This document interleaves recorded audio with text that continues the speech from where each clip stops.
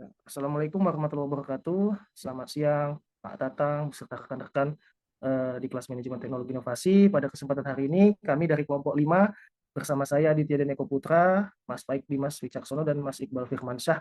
Pada kesempatan hari ini, kami akan membahas chapter 5 paper review mengenai innovation process management.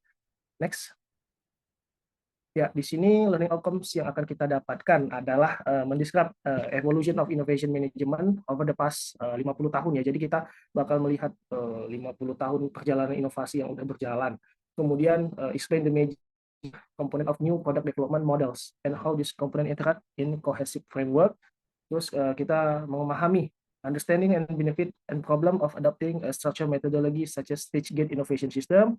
Kemudian menunjukkan seperti apa model NPD evolve to address today increasingly complex customer and market needs. Kemudian mengappreciate through the specific example. Jadi pendekatan-pendekatan solusi dari beberapa key challenge dari network innovation dan mengexplain bagaimana framework NPD membawa perubahan dari produk dan layanan yang fokus pada bisnis. And that is position as a network list-based solution provider. Next.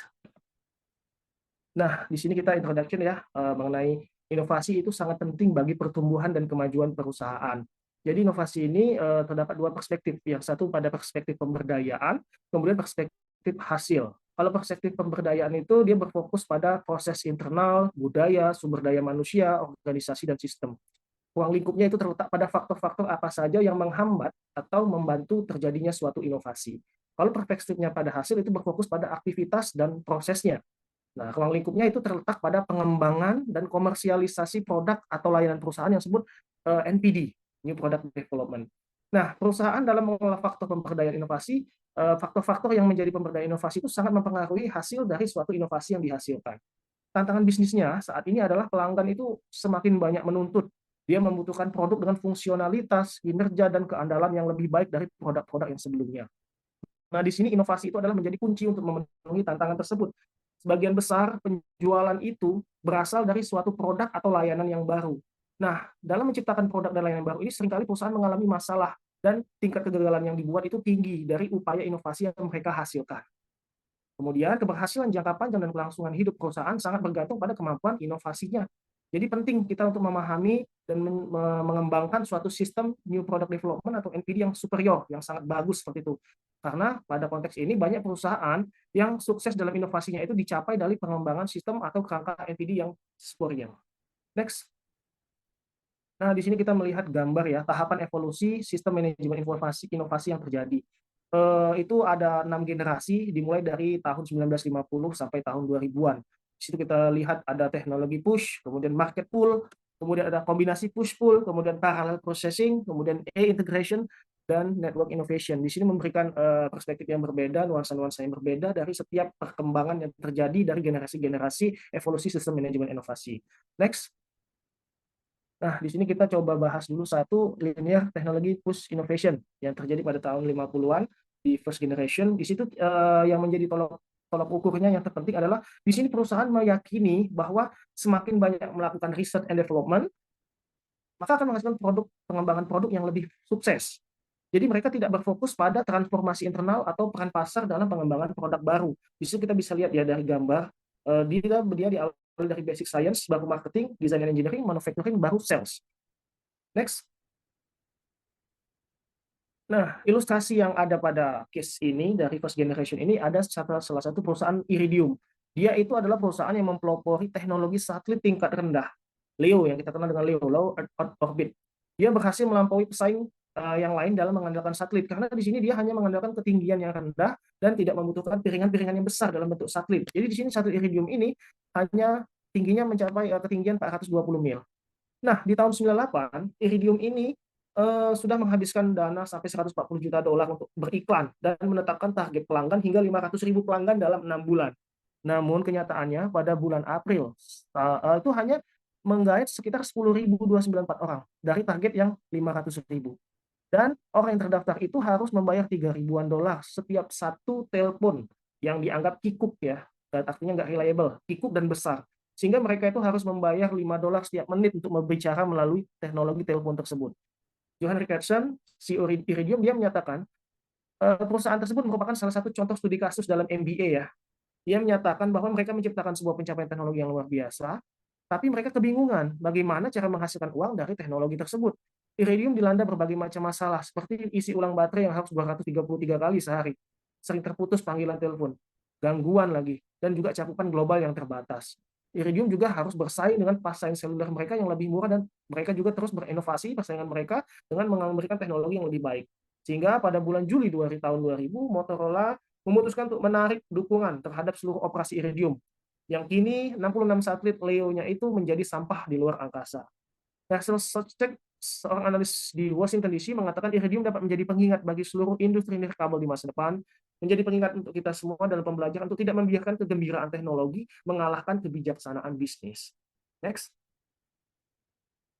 Nah, poin penting dari cerita Iridium tadi, teknologi inovatif. Poinnya, Iridium mengembangkan suatu teknologi yang lebih baik daripada pesaing-pesaingnya di masa itu, dan di sini juga ada tantangan pemasaran, di mana meskipun kita memiliki teknologi canggih, tetap kita harus menggunakan rasionalitas ya dalam penerimaan pasar, yang menjadi penghambat Iridium itu untuk menjadi laris. Karena Iridium ini basicnya itu berawal dari suatu research and development tanpa diukur melalui mekanisme pasar.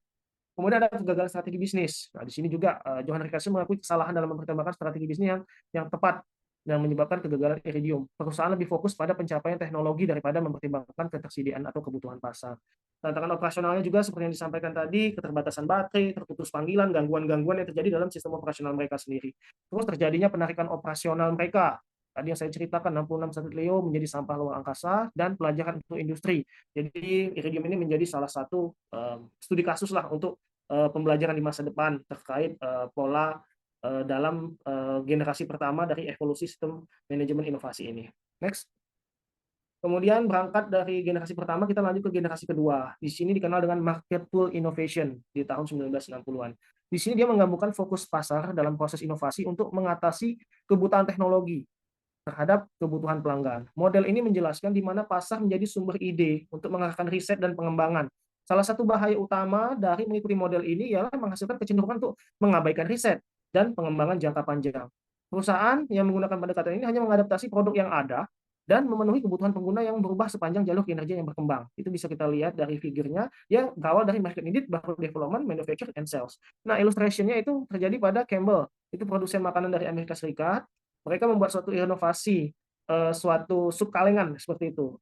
Nah, meskipun orang Inggris di Inggris merespon dengan baik terhadap kualitas produknya dan sudah terbiasa membeli sup kalengan, tapi mereka tidak terbiasa membeli dalam bentuk konsentrat, kayak gitu. Ini berupanya konsentrat.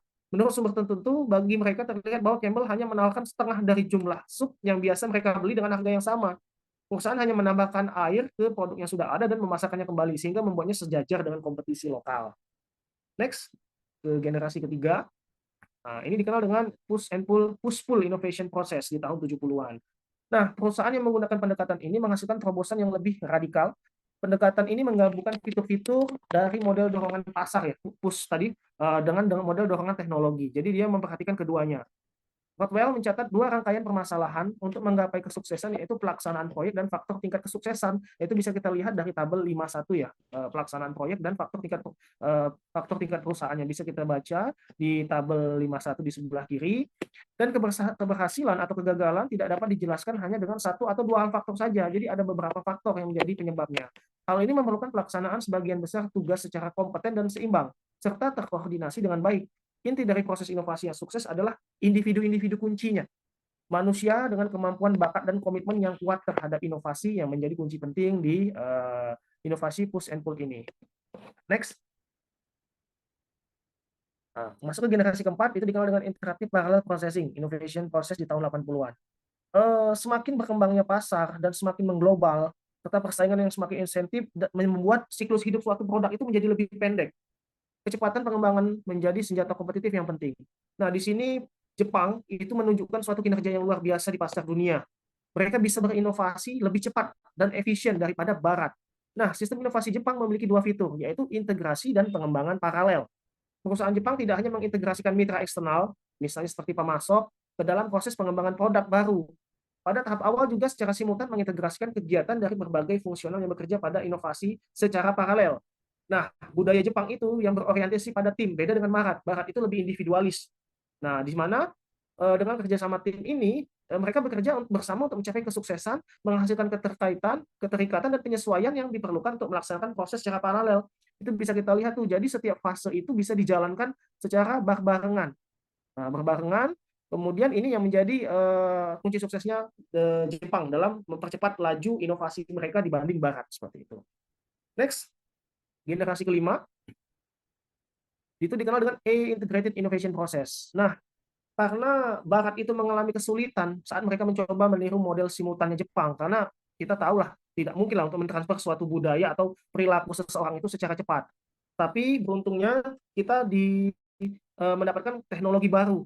Dia memberikan alternatif solusi untuk mencapai solusi yang minimal sama lah seperti kemajuan Jepang tadi. Jadi kemajuan dari teknologi informasi menginduksi pengembangan produk yang terintegrasi secara simultan. Elektronifikasi sistem inovasi adalah fitur utama yang menjadi kunci sukses dari sistem generasi kelima. Pengembangan produk elektronik memungkinkan penanganan informasi secara efisien, real time di seluruh sistem inovasi. Pada dasarnya, generasi kelima adalah pemrosesan informasi secara paralel yang meningkatkan interaksi informal tatap muka tradisional melalui sarana elektronik. Teknologi elektronik dapat menambah nilai signifikansi pada proses ketika sistem inovasi dikembangkan untuk mengolah aliran pengetahuan. Nah, jadi kalau kemarin dengan cara tradisional, dengan hadirnya Integrated Innovation Process ini, teknologi berperan nih membantu Barat untuk bekerja secara simultan juga seperti Jepang, tapi mereka menggunakan yang namanya teknologi integrasi atas perkembangan teknologi baru yang ada. Next, generasi ini contoh nih, ilustrasi produk life cycle management. Terjadi investasi besar di dalam PLM. Perusahaan manufaktur dari berbagai industri itu menginvestasikan 2,3 miliar dolar tahun 2003 dalam aplikasi Suite PLM. Mereka melihat potensi PLM ini untuk meningkatkan kemampuan berinovasi, membawa produk ke pasar, dan mengurangi kesalahan. Pendekatan integrasi dalam PLM itu pendekatan terintegrasi dengan berbasis informasi terhadap seluruh aspek kehidupan produk, mulai dari desain sampai pembuatan, penyebaran, pemeliharaan, sampai pembuangan akhir atau tutup produknya seperti itu. Suite perangkat lunak PLM ini memungkinkan akses pembaruan, manipulasi dan penalaran tentang inovasi produk dalam lingkungan yang terfragmentasi dan terdistribusi, jadi paralel seperti itu. Metric One sebagai pemimpin dalam solusi PLM kolaboratif, ini diakui sebagai pemimpin dalam memberikan solusi PLM yang kolaboratif. Mereka memberikan kemampuan kepada perusahaan untuk menerapkan lingkungan kolaboratif yang aman untuk rantai nilai mereka dengan cepat, menghilangkan hambatan yang disebabkan oleh organisasi yang tersebar oleh geografis dan sistem yang berbeda-beda. Keuntungan dari PLM ini memungkinkan perusahaan secara signifikan mempercepat waktu pemasaran dan mengurangi biaya pengembangan produk. Contoh, JDS Unipes itu berhasil menyederhanakan proses transfer produk dan menghilangkan kesenjangan antara desain dan pembuatan, sehingga proses rekayasa dapat diproses dalam waktu 5 hari. Kalau dulu mereka itu perlu habis waktu 50 hari. Nah, ini salah satu kunci dari pengembangan teknologi yang membantu proses inovasi yang dibuat oleh Metric One. Next. Sixth generation. Nah, ini open network innovation process. Nah, yang menjadi kunci di sini adalah pada tantangan pengembangan dan kecepatan pasar. Tahun 90-an, perusahaan dihadapkan pada tantangan menciptakan kecepatan untuk masuk ke dalam pasar. Jadi di abad 21 itu dia menambahkan elemen baru dari tantangan yang ada. Pelanggan ini menginginkan produk yang sesuai dengan kebutuhan unik. Pelanggan itu semakin unik dengan produk-produk yang mereka inginkan. Perubahan paradigma dalam manajemen inovasi, perubahan ini menambah kompleksitas dalam manajemen inovasi. Diperlukan pengembangan yang lebih cepat dan efisien, yang membutuhkan pembuatan koneksi internal yang lebih ketat dan akses ke sumber daya dan kemampuan tambahan yang dibutuhkan. Filosofi inovasi terbuka itu melibatkan pemanfaatan kemampuan dan keahlian orang lain, karena dia open nih, untuk memberikan inovasi yang berbeda dan bermakna. Pembentukan jaringan kemitraan. Nah, ini didasarkan pada premis kemitraan yang longgar dan ketat untuk membentuk suatu jaringan. Kemitraan ini bisa melibatkan seluruh rantai nilai dari pemasok bahan mentah sampai ke pelanggan, bahkan sampai ke pesaing juga. Di sini ada peran node ya, titik-titik nanti kita lihat di gambar dalam ekosistem inovasi. Ekosistem inovasi terdiri dari berbagai rangkaian node, termasuk penemu, ya, transformernya, pemodal, broker. Node-node ini berperan menghasilkan dalam pengembangan ide-ide baru dan kemudian mengonversinya itu menjadi produk atau layanan yang bisa dijual nantinya dan membiayai kegiatan pengembangan. Terus tantangan dalam penerapan model inovasi terbuka itu pergeseran dari model inovasi tertutup ke model inovasi terbuka. Itu tidak mudah tuh suatu organisasi mengadaptasinya karena ada penyesuaian budaya perusahaan. Serta hal ini menuntut manajemen yang lebih efektif terhadap kepemilikan intelektual dan keterlibatan pelanggan dalam jaringan inovasinya. Manfaat dari model inovasi terbuka, meskipun tantangan yang ada, manfaat yang diperoleh dari model inovasi terbuka itu sangat signifikan. Perusahaan yang berhasil menerapkan inovasi terbuka dapat memperluas jangkauan dan kemampuan mereka untuk mendapatkan ide dan teknologi baru sambil fokus kembali ke sumber daya internal mereka. Next. Nah, kunci dari open network ini ada node-node tadi yang kita bicarakan. Nah, di sini mereka bekerja secara paralel, semua bekerja, tapi memang di kompetensi pengembangan dan teknologi intelligence. Nah, di sini bisa kita lihat di SMS Open Innovation Model. Kemudian ada juga Open Innovation Model di figur 8. Nah, semua bekerja tanpa harus menunggu yang lain. Oke, next. Nah, kemudian komponen generic NPD framework.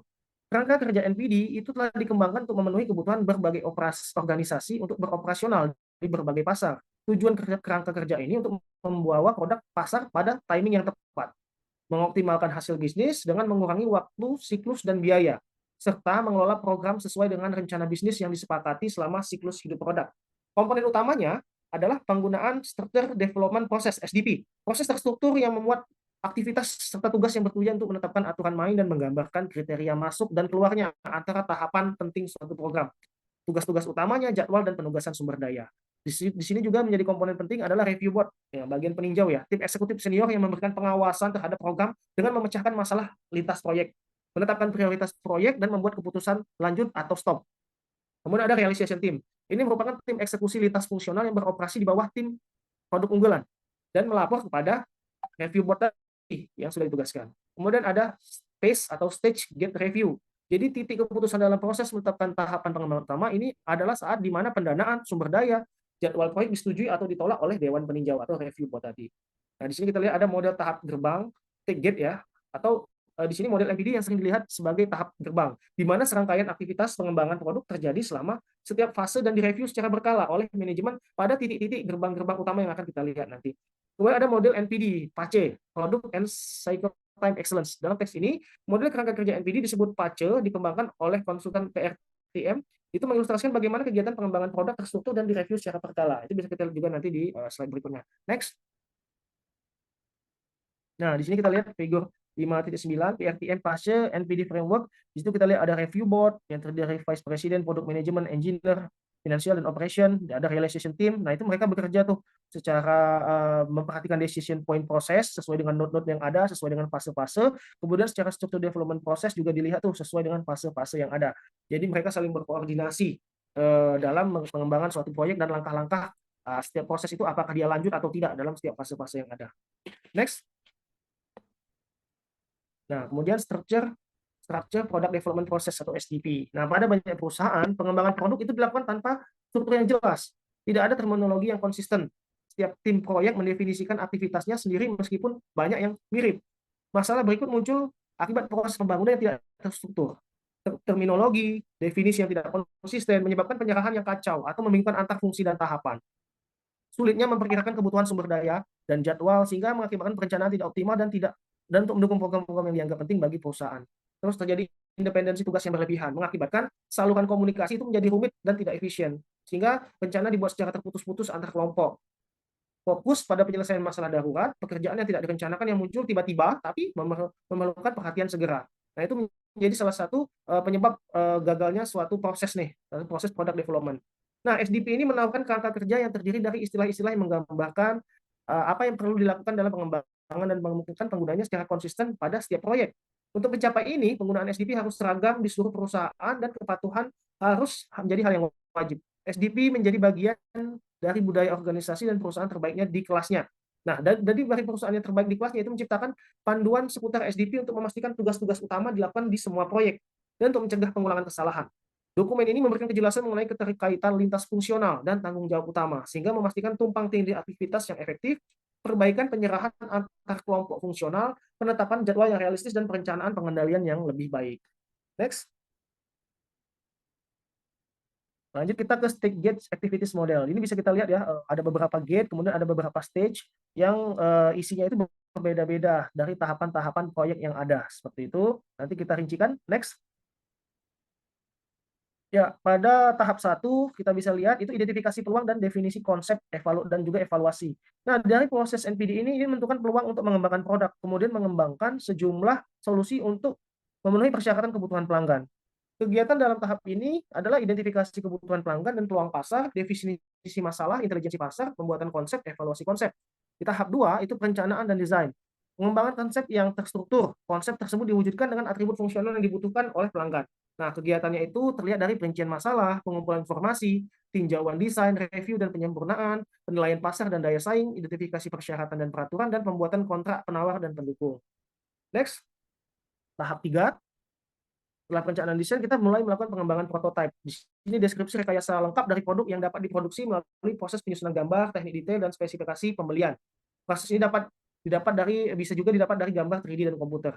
Nah, kegiatannya itu seperti penyusunan gambar, spesifikasi detail, tinjauan ulang, definisi arsitektur produk, konfigurasi bagian dan komponen, sumber komponen dan layanan dari pemasok luar, kemudian desain parametrik dari bagian dan komponen.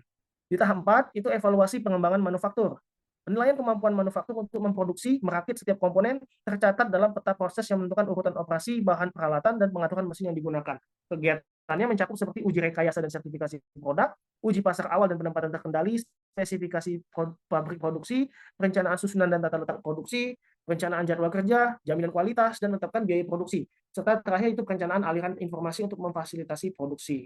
Next, tahap 5, di distribusi pemasaran. Ini bagaimana menjangkau konsumen dengan cara dan tempat yang diinginkan, seperti pengiriman, masa simpan, brosur penjualan, data uji kinerja yang harus dipertimbangkan sejak awal pengembangan. Keputusan pemasaran ini menggambarkan citra merek yang diinginkan dan penentuan posisi pasar. Itu bisa kita lihat seperti tahapannya: konfigurasi rantai pasok, perencanaan pemasaran, desain kemasan, perencanaan umur simpan, desain pengiriman dan transportasi, serta material pendukung.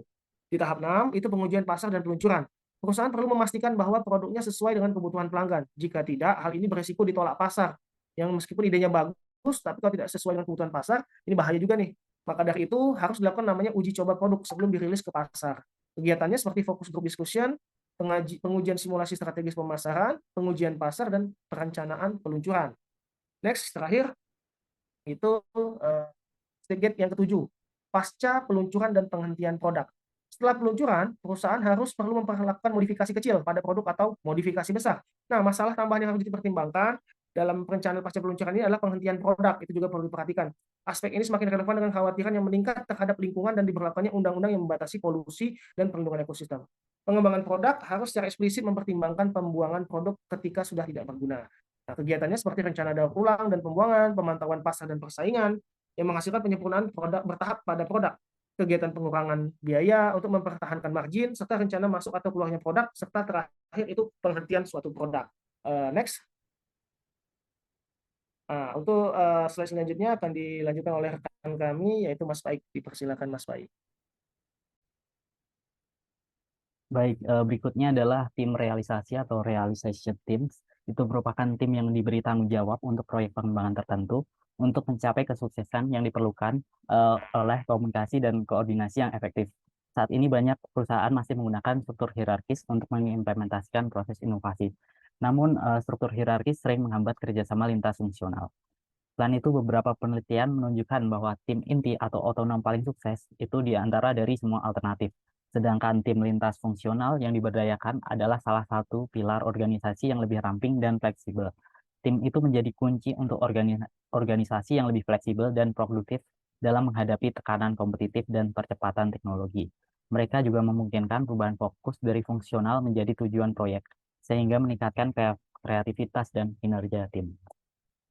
Berikutnya ada review boards yang merupakan kelompok yang bertanggung jawab atas pengawasan dan pengendalian proses pengembangan produk. Kelompok ini memiliki otoritas untuk memulai, membatalkan, dan memprioritaskan proyek pengembangan produk baru. Terdiri dari anggota senior manajemen seperti CEO, COO, dan kepala departemen pemasaran, teknik, keuangan, dan operasi. Tugas utama dari review board antara lain menetapkan visi, membuat keputusan, lalu memperkuat proses pengembangan produk, memotivasi tim, dan merekrut staf pengembangan terbaik. Selain itu, penting juga untuk mencapai keseimbangan antara otoritas tim review dan pemberdayaan tim pengembangan. Kesalahan dalam manajemen proyek dan sumber daya dapat menyebabkan kerangka kerja pengembangan produk menjadi tidak seimbang, yang dapat mengakibatkan kendali yang kurang tepat ataupun berlebihan. Berikutnya terdapat 4 sindrom ketidakseimbangan. Yang pertama yaitu sindrom kepemimpinan otoriter, yaitu terjadi ketika seorang eksekutif senior mendominasi keputusan pengembangan produk, dan cenderung untuk memerintah tanpa mendengarkan pendapat tim. Yang kedua ada sindrom Big Brother, terjadi ketika manajemen senior terlibat dalam pengambilan keputusan tingkat rendah sehingga menyebabkan tim pengembangan merasa tidak berdaya. Yang ketiga adalah sindrom keindahan fungsional. Itu terjadi ketika satu fungsi mengendalikan proyek secara berlebihan, sehingga seringkali karena pertimbangan teknis ataupun pemasaran, sehingga menghasilkan perbaikan-perbaikan kecil yang mungkin tidak memberikan nilai tambah bagi pelanggan. Dan yang terakhir yaitu sindrom ricochet. Terjadi ketika kendali dipindahkan dari satu fungsi ke fungsi lain saat proyek itu sedang berkembang. Tetapi kesulitan untuk menentukan arah yang jelas sehingga proyek bakal trauma dan tidak membuat kemajuan yang berarti. Berikutnya adalah proses tinjauan phase atau phase review. Proses tinjauan phase atau titik keputusan merupakan elemen penting dalam pengembangan produk baru yang dilakukan oleh semua perusahaan. Tanpanya, keputusan yang tidak konsisten dan tidak dapat diandalkan dapat menyebabkan penundaan yang signifikan dalam program pengembangan produk. Lalu proses tinjauan phase ini membantu dalam pengambilan keputusan yang strategis, alokasi sumber daya, memberikan arahan kepada tim proyek, dan memberdayakan tim realisasi untuk mengembangkan program secara bertahap.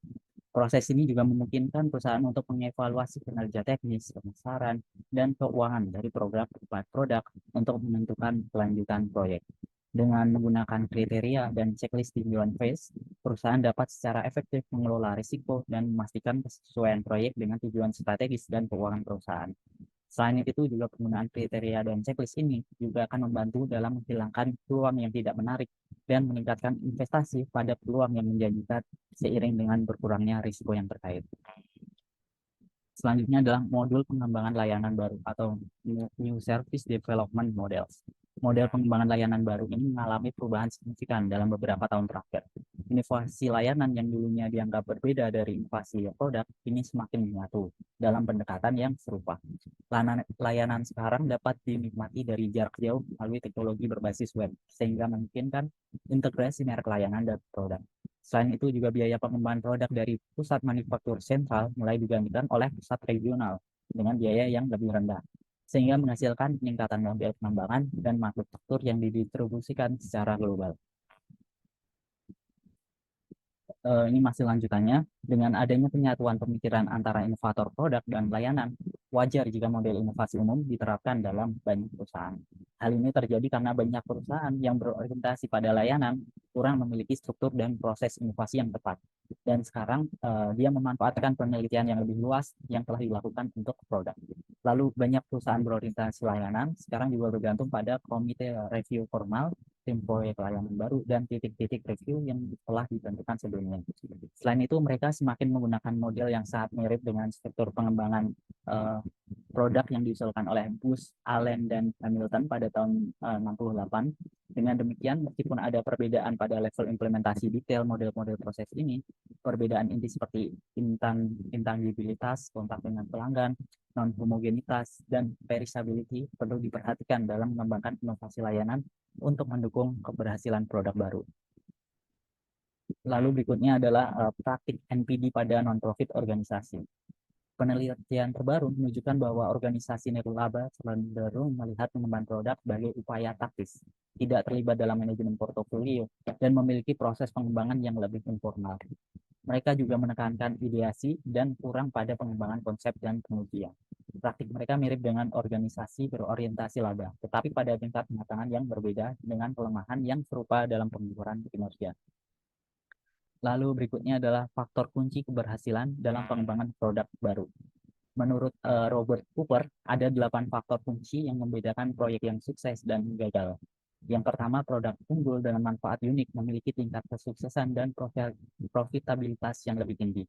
Yang kedua, konsep produk yang jelas sebelum tahap pengembangan itu akan meningkatkan peluang kesuksesan. Yang ketiga, dukungan teknis berkualitas tinggi itu juga merupakan faktor penting dalam pengembangan produk. Yang keempat, kesesuaian antara kebutuhan proyek dan kompetensi, serta juga sumber daya perusahaan, itu akan mempengaruhi hasil pengembangan. Yang kelima, praktik efektif di tahap awal pengembangan produk, itu memberikan kontribusi yang lumayan besar terhadap kesuksesan. Yang keenam, kesesuaian antara kebutuhan proyek dan kemampuan penjualan, distribusi, dan pemasaran juga mempengaruhi hasil akhir. Yang ketujuh, pelaksanaan pemasaran yang efektif dapat meningkatkan tingkat kesuksesan proyek. Dan yang terakhir, menargetkan pasar yang menarik juga berkontribusi pada kesuksesan produk baru. Berikutnya adalah manfaat dari proses pengembangan terstruktur. Yang pertama, manfaat dari internal organisasi atau proses itu memberikan disiplin pada proses pengembangan, meningkatkan visibilitas dan pemahaman tentang proses, memastikan kualitas pelaksanaan dan terlibatan lintas fungsional, dan mempercepat proses dengan identifikasi peluang untuk kegiatan bersamaan. Yang kedua, dari manfaat bisnis organisasi itu meningkatkan keberhasilan produk baru, lalu juga generasi ekonomi belajar yang cepat dengan biaya yang lebih rendah, lalu juga meningkatkan berbagai informasi dan pemecahan masalah di seluruh organisasi, serta mengurangi kebutuhan modal kerja dan perubahan desain. Dan terakhir yaitu manfaat dari sisi eksternal atau pasar. Yang pertama akan meningkatkan kualitas barang dan layanan, lalu juga meningkatkan kepuasan pelanggan, serta mempercepat pengembangan dan peluncuran produk. Lalu berikutnya adalah kekurangan sistem NPD tahap akhir. Based on performa pasar, itu sebagian besar perusahaan akan melaporkan penurunan kinerja time to market. Lalu hampir 2/3 eksekutif perusahaan merasa cukup atau sangat kecewa dengan upaya produk baru. Lalu juga sekitar separuh sumber daya yang diinvestasikan pada program produk baru akan terbuang sia-sia pada kegagalan teknis dan komersial. Yang kedua, dari implementasi NPD, itu yang pertama birokrasi akan meningkat sehingga dia akan menambah kreativitas. Yang kedua, kontrol yang terlalu ketat itu akan memperlambat pengambilan keputusan. Dan terakhir, implementasi yang buruk juga menyebabkan kegagalan, bukan kekurangan dasar dari kerangka kerja NPD. Lalu yang kekurangan yang ketiga yaitu terkait kegagalan produk. Ini disebabkan oleh kurangnya orientasi pasar, lalu juga keunikan produk yang lemah, serta kekurangan nilai tambah. Kegagalan yang kedua itu juga dapat disebabkan oleh masalah teknis atau produksi, serta kurangnya analisis pasar yang efektif. Lalu yang keempat dari manajemen sumber daya itu kurangnya sumber daya karena terlalu banyak fokus pada aktivitas saat ini daripada aktivitas jangka panjang. Lalu juga kebijakan manajemen yang tidak jelas itu juga menyebabkan perubahan prioritas sering terjadi di tengah jalan. Dan terakhir yaitu kekurangan dari sisi kurangnya dukungan manajemen. Yang pertama, kurangnya dukungan dari manajemen puncak dapat menghambat inovasi, serta kepemimpinan yang cenderung retrospeksi berlebihan dapat membunuh inovasi radikal. Baik, berikutnya akan dilanjutkan oleh Mas Iqbal.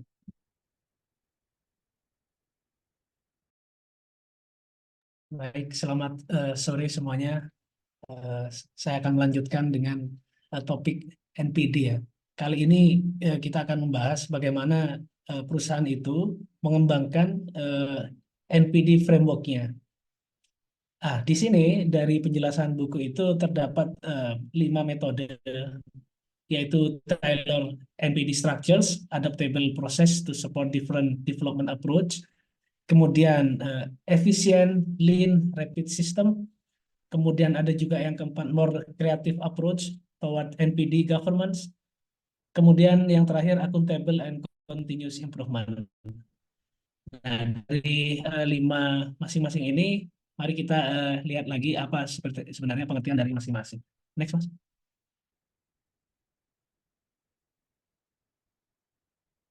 Nah, ini yang pertama ada Taylor NPD Structures. Itu sifatnya menyesuaikan agar sesuai dengan proyek dengan tingkat risiko yang berbeda. Di sini ide dasarnya itu membagi semua product development berdasarkan tingkat risiko ya dari masing-masing kategori itu. Jadi kalau kita perhatikan di sini di sisi kiri ada ide, screen, kemudian kit 1. Dia terbagi ke pertama major new product development. Mungkin ini yang paling kompleks ya dari ide tersebut. Maka dari itu step pertama itu scoping. Kemudian ada business case. Gate 3 development, testing, kemudian launch. Ini sama seperti dimanapun produk itu diciptakan atau difabrikasi, semua melalui proses seperti ini. Setelah develop, dia melakukan testing, bisa berupa factory acceptance test.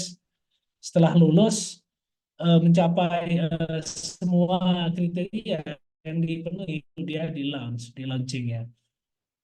Kemudian ada juga moderate risk yang tengah-tengah ini. Dia semakin berkurang resikonya, anggota yang mengembangkan di sini juga semakin dikecilkan lagi. Jadi tidak sekompleks yang pertama ini memang. Di sini sisa 3 bagian aja ini. Sudah berkurang stage-stage-nya kan dibandingkan yang risiko pertama ini. Nah, kemudian yang paling bawah, risknya paling mudah, itu sales force and marketing request. Nah, ini decision to execute. Jadi skopnya terbatas, cepat dia untuk memutuskan. Nah, ini struktur NPD atau yang kalau kita artikan dalam bahasa Indonesia itu pengembangan produk baru ya, yang disesuaikan mengacu pada kerangka kerja atau proses yang disesuaikan yang dirancang untuk memenuhi kebutuhan, tujuan, karakteristik, spesifikasi organisasi atau proyek pembangunan produk tertentu.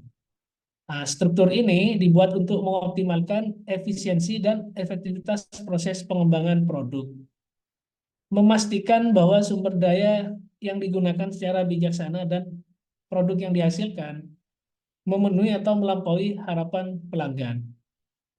Nah, ini kalau kita tidak mempunyai struktur seperti ini, dimanapun itu tidak akan tercipta konsistensi sebuah produk.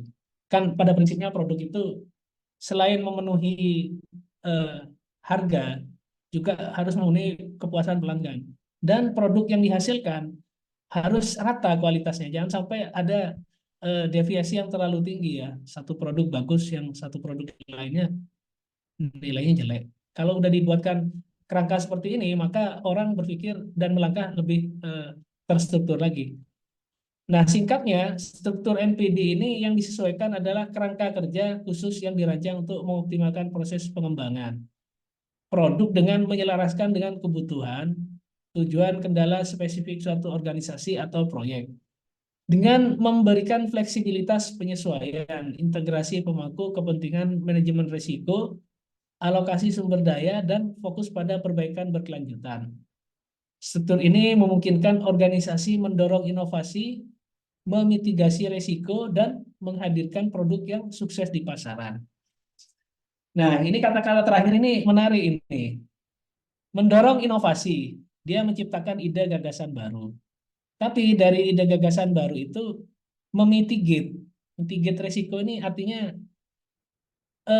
mencegah dan mengurangi risiko itu terjadi itu. Ya, dengan cara apa ya? Dia diperhitungkan semua tadi ini, dibeda-bedakan lah mana yang tingkat risiko tinggi sama yang rendah. Yang tinggi dia lakukan step yang lebih panjang. Jadi fatality-nya itu bisa dikurangi menjadi tidak berisiko lagi dan menghadirkan produk yang sukses di pasar ya. Tadi itulah quality dan semuanya kualitasnya sama. Next, Mas.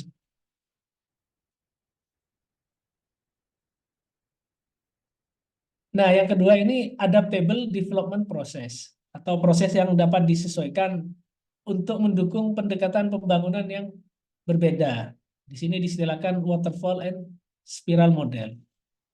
Proses pengembangan yang dapat disesuaikan dalam pengembangan produk baru NPD mengacu pada metodologi atau kerangka kerja yang dapat secara fleksibel merespon perubahan persyaratan keadaan atau wawasan selama siklus hidup pengembangan produk. Proses ini menyadari bahwa dalam lingkungan bisnis yang dinamis saat ini, pendekatan yang kaku atau terlalu perspektif mungkin tidak selalu sesuai untuk mencapai hasil yang optimal. Sebaliknya, proses yang dapat beradaptasi menekankan ketangkasan, iterasi, dan daya tangkap terhadap kebutuhan yang terus berkembang. Ini agak beda seperti tadi ya. Tadi itu lebih kaku kerangkanya ini. Ini udah berubah. Ini nggak ada faktor risiko lagi nih. Jadi mungkin dicampur aja semuanya. Singkatnya, proses pembangunan yang dapat disesuaikan di NPD menekankan kelincahan, iterasi, kolaborasi lintas fungsi, perencanaan dinamis, putaran umpan balik, manajemen risiko. Dengan menerapkan prinsip-prinsip ini, organisasi dapat menavigasi kompleksitas pengembangan produk yang lebih efektif, memberikan solusi inovatif yang memenuhi kebutuhan pelanggan dan tuntutan pasar yang terus berkembang. Next. Yang ketiga, efisien, lean, and rapid system. Sistem yang efisien, ramping, dan cepat. Nah, di sini kita perhatikan ya, Kalau tadi yang pertama itu kan ada ide, kemudian dia bagi menjadi faktor risiko kan, mana yang tinggi, menengah, kemudian rendah. Nah, yang di sini ini kalau kita perhatikan figur atau gambar 5.21 di buku itu yang disebut PRTM NPD Maturity Model, dari step awal internal dia menemukan ide, kemudian dia gak usah dibagi risikonya, itu langsung fungsional project management dibentuk, fungsional project management yang mungkin ada project manager dan sebagainya. Nah, ini masuk stage 2 project excellent. Jadi dia ada region 0 sampai 4. Nah, ini anggotanya kan tim leadernya, production manager, engineering, quality, PS, region, operation. Jadi satu, kemudian di stage 3 portfolio excellent. Ini kayaknya menganalisa hasilnya ini lambang statistik semua ini, data-datanya ini. Kemudian di sini dijelaskan juga sistem pengembangan produk baru NPD ini yang efisien, ramping, dan cepat mengacu pada metodologi pendekatan bertujuan untuk menyederhanakan proses membawa produk baru ke pasar. Sistem ini menekankan pada minimalisasi limbah, optimalisasi sumber daya, dan percepatan lini waktu pengembangan untuk memenuhi permintaan konsumen yang efektif. Kalau dilihat dari skema gambarnya sih ya pasti lebih efektif ini ya, karena tadi itu dipecah-pecah kemudian masing-masing punya tim sendiri. Kalau ini kan digabung jadi satu ini. Nah, dengan penggabungan efisiensi, prinsip Lean, dan teknik pengembangan cepat, organisasi dapat menciptakan sistem NPD yang kuat, yang memungkinkan mereka menghadirkan produk inovatif ke pasar dengan cepat dan biaya hemat, sehingga tetap kompetitif dalam lingkungan pasar yang dinamis. Memang di industri apapun itu, ujung-ujungnya itu ya tetap cost juga. Seberapa bagus produk kita itu, kan perusahaan itu mau gimana pun dia ingin mempunyai keuntungan. Di samping dia memang menjual produk itu sesuai kebutuhan pasar ya. Tapi ya harus hemat juga biar kompetitif, dan harga jualnya pun relatif bisa dijangkau oleh masyarakat. Bisa punya daya saing lah dengan kompetitornya. Next, Mas. Yang keempat adalah creative approach to governance. Ini pendekatan kreatif terhadap tata kelola dan pengembangan produk baru atau NPD. Melibatkan strategi dan kerangka kerja inovatif untuk mengawasi dan mengelola proses peluncuran produk baru ke pasar. Struktur tata kelola tradisional seringkali menentukan kontrol dan kepatuhan. Namun, pendekatan kreatif menyadari perlunya fleksibilitas, kemampuan beradaptasi, dan kreativitas dalam proses NPD. Keputusan misalnya Procter dan Gamble di ITT Industry, Johnson Johnson. Sementara yang lain mempekerjakan kriteria keberhasilan yang telah ditentukan sebelumnya di gerbang. Lain di bidang ini meliputi gerbang yang dikelola sendiri, gate apa tadi, di mana tim melakukan tinjauan mereka sendiri atau tinjauan lokal untuk proyek berbiaya rendah, proyek dengan risiko rendah. Gerbang elektronik virtual, tempat pendistribusian materi, tinjauan titik keputusan, dan tinjauan dari jarak jauh oleh anggota peninjau. Yang merekomendasikan keputusan pergi atau exit lah, ini maksudnya keliru. Yang kemudian dikonsolidasi dan dibahas melalui telekonferensi, video konferensi, dan dibantu dengan penggunaan alat IT, teknik informasi kolaboratif. Dengan mengadopsi pendekatan kreatif terhadap tata kelola NPD, organisasi dapat menumbuhkan budaya inovasi, ketangkasan, dan kolaborasi sehingga memungkinkan mereka mengembangkan dan meluncurkan produk baru yang berhasil memenuhi kebutuhan pelanggan dan pasar yang terus berkembang. Next. Nah, yang terakhir, accountable and continuous improvement. Ini penerapan metodologi perbaikan yang disiplin seperti Six Sigma telah memungkinkan banyak perusahaan untuk perbaikan berkelanjutan pada NPD dengan berfokus pada 3 elemen utama. Ini menurut Cooper Eggert ya, 2005 dan Cooper 2006. Memiliki matrik kinerja. Metrik ini untuk mengukur seberapa baik produk baru tertentu atau proyek produk telah dilakukan. Ini semacam mungkin KPI gitulah, Key Performance Index atau apa yang bisa untuk mengukur hasil kinerja itu ya, yang biasa kita temui di proyek-proyek itu. Kemudian membangun akuntabilitas tim atas hasil. Semua anggota tim proyek sepenuhnya bertanggung jawab atas hasil kinerja bila diukur berdasarkan metrik ini. Kemudian membangun pembelajaran dan perbaikan ketika tim proyek atau kapan jika terjadi kekurangan, terlihat perbedaan pada perakiraan. Mereka fokus pada perbaikan akar permasalahan, bukan gejalanya. Oh, ini maksudnya, jadi kalau ada tim proyek itu, dia di luar dari target target goal-nya, ya tentu harus dilakukan evaluasi lah. Yang berfokus pada perbaikan akar masalah, bukan gejalanya. Supaya permasalahan itu lebih fokus terselesaikan ya, bukan dari mencari gejalanya. Demikian dari tim kami. Jika ada pertanyaan dari teman-teman semua, boleh dilanjutkan di YouTube. Insya Allah kami siap untuk memberikan diskusi lah ya, jawaban-jawaban. Demikian, wassalamualaikum warahmatullahi wabarakatuh.